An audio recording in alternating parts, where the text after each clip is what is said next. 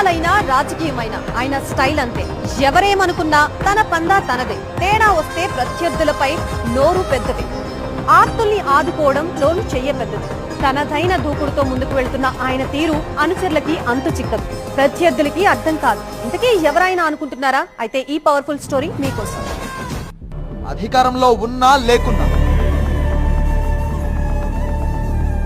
ఆటగారికేమో మనసు మాత్రం వెన్నపూస. అప్పుడు రైతులు కాసరా, ఇప్పుడు జవాన్లకు కొండంత అండ.